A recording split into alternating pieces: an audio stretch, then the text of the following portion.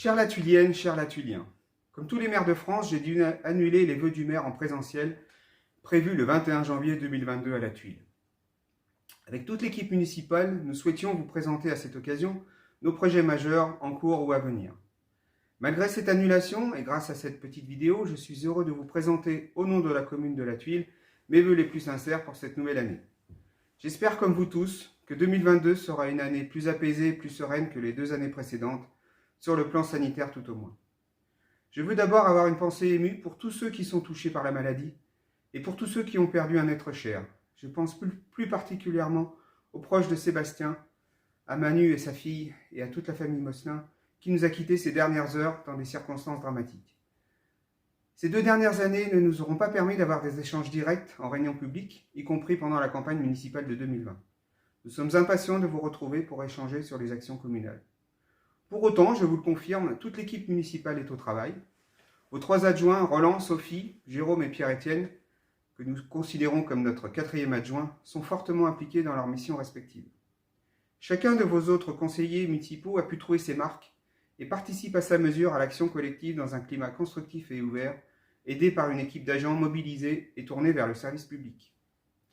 2021 aura été une année particulièrement compliquée, mais l'équipe a tenu dans un esprit de solidarité à souligner.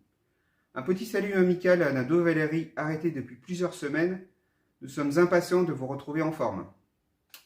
En plus de nos classiques l'actuel actu et bulletin municipal, pour vous donner toujours plus d'infos sur l'actualité communale, nous avons développé une nouvelle application sur smartphone, Intramuros. Utilisée également par d'autres communes voisines et amies, Chevaline, Gier, Saint-Ferréol, Val-de-Chaise, elle se décline en mode site internet et bientôt sur le nouveau panneau lumineux installé très prochainement.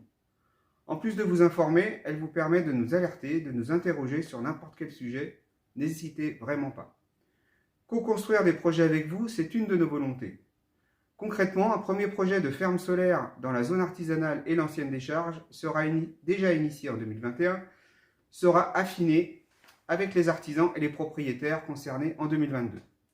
Un second projet d'espace intergénérationnel situé entre le parking du cimetière et la bornette est en cours d'élaboration avec l'équipe du nouveau conseil municipal de jeunes créé à l'automne 2021. Aménager un espace pour nos jeunes, ouvert aussi aux moins jeunes, intégrant un city-stade, un skatepark et un espace de convivialité. C'est un projet qui nous tient à cœur depuis longtemps. La sécurisation routière des voies douces et des voies douces font partie également de nos priorités. Une nouvelle chicane installée à l'automne 2021 près du pont éternel permet de sécuriser le cheminement piéton à cet endroit et le carrefour de l'entrée de Marceau. Le virage de la route de Chevilly sera très prochainement sécurisé par un aménagement de voies piétonnes protégées à cet endroit très fréquenté, surtout en belle saison. D'autres secteurs sont à l'étude pour plus de voies douces et de meilleures cohabitations piétons, cyclos, autos. Dans ce domaine de la transition écologique, en plus de la ferme solaire, la finalisation et la rénovation de notre éclairage public sera terminée dans les prochaines semaines, avec à la clé 75% d'économie d'énergie.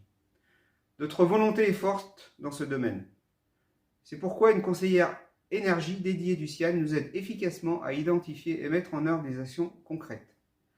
L'isolation des bâtiments publics du presbytère de la salle polyvalente réalisée en 2021 sera suivie de nombreuses autres actions. Pour finir ce rapide résumé, nous sommes déjà pleinement engagés pour freiner le trop de meublés de tourisme type Airbnb qui nuit à la disponibilité de logements à l'année pour de nouvelles familles ou salariés du territoire et concurrence les vrais professionnels de l'hébergement. Il n'est pas question pour nous de les interdire. Ils peuvent procurer un complément de revenus à certains d'entre vous. L'objectif est d'éviter que trop de maisons d'appartements ne servent exclusivement à des occupations touristiques. C'est pourtant déjà le cas. Par exemple, 7 logements sur 19 se sont vendus à la copropriété La Source à Chaparon, livrée en 2020, exclusivement en investissement type Airbnb, avec en plus 4 résidences secondaires. Pour freiner cette dérive bien connue en France et à l'étranger dans les zones tendues, la commune a instauré la surtaxe de 60% sur la taxe d'habitation des résidences secondaires. Nous mettrons en place en 2022 l'obligation de déclarer les logements type Airbnb et de demander le changement d'usage des logements loués plus de 120 jours par an. En même temps, la commune investit pour offrir plus de logements accessibles à de nouvelles familles par un modèle innovant, le bail réel solidaire. Ce dispositif permet aux acquéreurs d'acheter le bâti mais de louer le terrain. Ainsi, de nouvelles familles avec plafond de revenus pourront acquérir un appartement à un prix inférieur de 30% au prix de marché. Cette opération d'une dizaine de logements sera réalisée route de la Fruitière. Son permis de construire est en cours d'instruction. Leur réservation pourrait être lancée dès 2022. Je ne serai pas plus long et j'espère vous avoir donné l'envie d'en savoir plus et de nous rejoindre lors de notre prochaine vraie réunion publique dans laquelle nous pourrons échanger.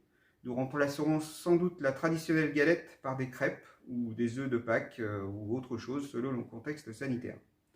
En attendant, l'ensemble des élus reste bien entendu à votre disposition pour répondre à toutes vos questions ou sollicitations directes.